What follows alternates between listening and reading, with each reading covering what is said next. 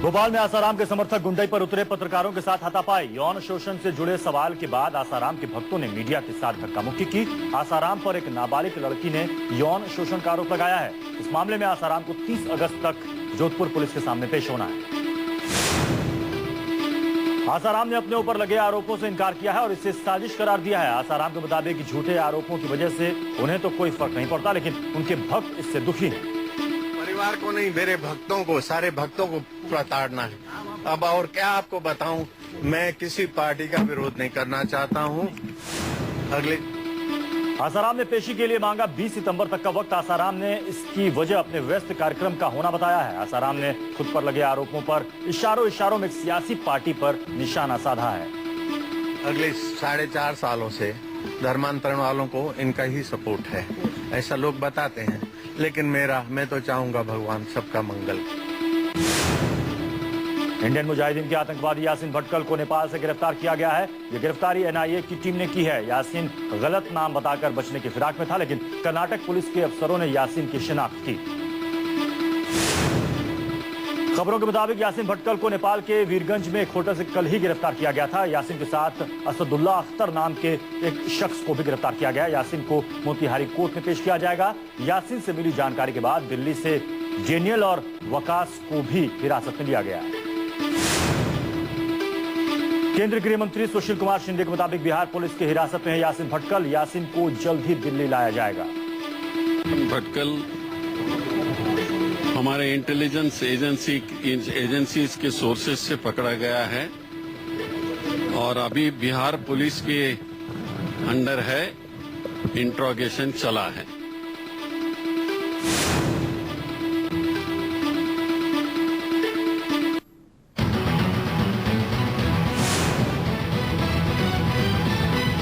साल का यासीन भटकल आईएम के संस्थापक सदस्यों में से एक है। 2013 में हैदराबाद के दिलसुख नगर ब्लास्ट में यासीन भटकल का हाथ होने का शक है। पुणे के जर्मन बेकरी ब्लास्ट केस में जांच एजेंसियों को यासीन भटकल की तलाश थी। इसके अलावा भटकल पर बेंगलोर धमाके, मुंबई ब्लास्ट और हैदराबाद धमाके का भी आरोप है। जांच एजेंसियों को बेंगलोर में हुए 4 धमाकों में भटकल गैंग की तलाश है। सबसे पहले 2005 में आईआईसी पर हमला हुआ था। उसके बाद 2008 में सीरियल ब्लास्ट, चिन्नास्वामी स्टेडियम के बाहर धमाका और फिर मालेश्वरम में धमाके में भी इंडियन मुजाहिदीन के गुर्गों का हाथ माना जा रहा है। खूंखार आतंकी यासीन भटकल के ऊपर एनआईए ने 10 लाख रुपए का इनाम भी घोषित किया था। खबरों के मुताबिक टुंडा ने भटकल और उसके आतंकी मॉड्यूल के बारे में कई बड़े खुलासे किए थे। उसकी निशानदेही पर ही भटकल को गिरफ्तार किया गया है। खबरों के मुताबिक आतंकी अब्दुल करीम टुंडा ने पूछताछ के दौरान यासीन भटकल के 3 ठिकानों के बारे में बताया था। पूछताछ में टुंडा ने यह भी बताया था कि रियाज भटकल अक्सर नेपाल जाता है और मोहम्मद असद के नाम का इस्तेमाल करता है।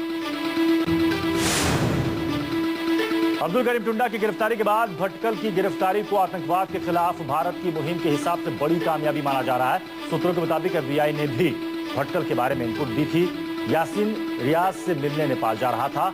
यासीन ने अपनी साजिश को अंजाम देने के लिए 100 लोगों की भर्ती की है।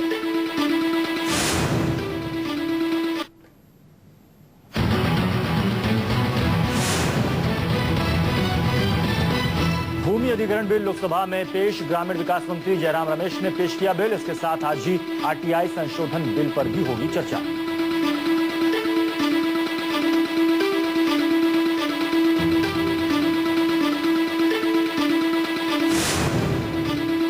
ज्यादातर सियासी पार्टियां भूमि अधिग्रहण बिल के समर्थन में हैं। बीजेपी समेत दूसरी पार्टियों के सुझाव सरकार ने मान लिए हैं।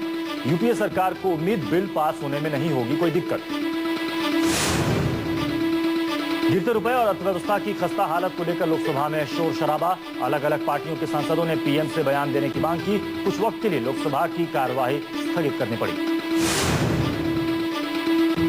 अर्थव्यवस्था पर शुक्रवार को लोकसभा में बयान देंगे प्रधानमंत्री। इससे पहले बीजेपी ने अर्थव्यवस्था और कमजोर होते रुपए को लेकर लोकसभा में पीएम के बयान की मांग की। देश के आर्थिक हालात पर सरकार को समर्थन दे रही सियासी पार्टियों के सब्र का बांध टूटा। मुलायम सिंह बोले, केंद्र सरकार की नीतियां गलत हैं। लोकसभा में देश के कमजोर आर्थिक हालात पर विपक्षी पार्टियों ने सरकार को घेरा। शरद यादव बोले, विपक्षी पार्टियां सरकार की मदद को तैयार हैं। अर्थव्यवस्था में सुधार के लिए कदम उठाए सरकार। क्या खराब है, यह सरकार की नीतियां खराब है।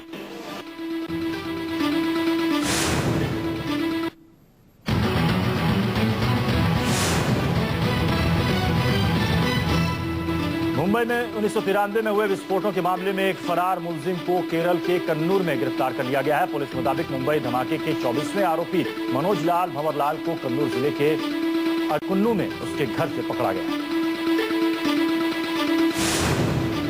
मुंबई ब्लास्ट केस में वांटेड मनोज लाल ने 2008 में कन्नूर की एक महिला से शादी कर ली थी और यहीं पर रह रहा था। पुलिस ने बताया कि इस मामले में सीबीआई को खबर दे दी गई है। कोचीन एयरपोर्ट पर कस्टम डिपार्टमेंट ने 5 करोड़ की कीमत वाले 5 किलो सोना बरामद किया है। सोने के कंसाइनमेंट को जेट एयरवेज फ्लाइट की सीट के नीचे छिपाया गया था।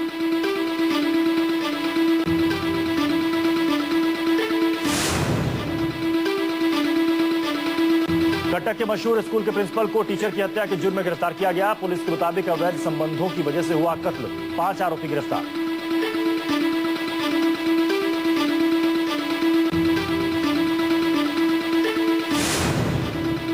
दिल्ली से सटे नोएडा के जिला अस्पताल में 8 साल के बच्चे की मौत के बाद घर वालों का गुस्सा फूटा। अस्पताल में तोड़फोड़, भारी संख्या में पुलिस बल तैनात।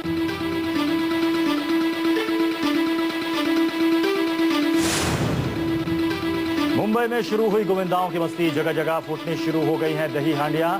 हर जगह सुनाई दे रही है गोविंदा आला रे की गूंज।